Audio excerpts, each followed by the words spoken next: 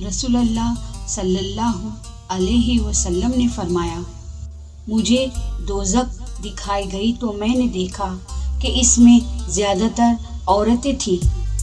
अर्ज़ किया गया, क्या वो अल्लाह के साथ कुफ्र करती है? आप सल्लल्लाहु अलैहि वसल्लम ने फरमाया, नहीं, वो अपने शौहरों की नाशुक्री करती है और एहसान का इनकार करती है। अगर तुम उम्र भर भलाई करते रहो।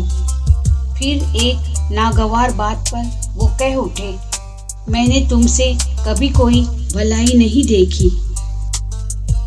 हज़रत अब्दुल्ला बयान करते हैं, जब ये आयत नाजिल हुई, इन्ना आतैना कल कौसर, बेशक तुम्हें हमने कौसर अता कर दी।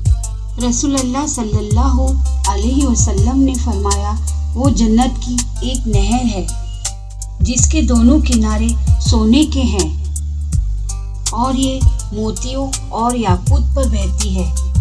इसकी मिट्टी मुश्क से ज़्यादा पाकीज़ा है और इसका जायका शहद से ज़्यादा मीठा है और इसका पानी बर्फ़ से ज़्यादा सफ़ेद है।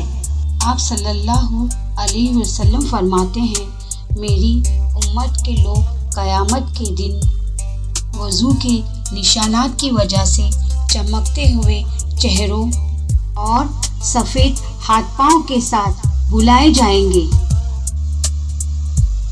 लिहाजा तुम में से जो अपनी इस चमक को बढ़ाना चाहे वो वज़ू अच्छी तरह और मुकम्मल कर ले।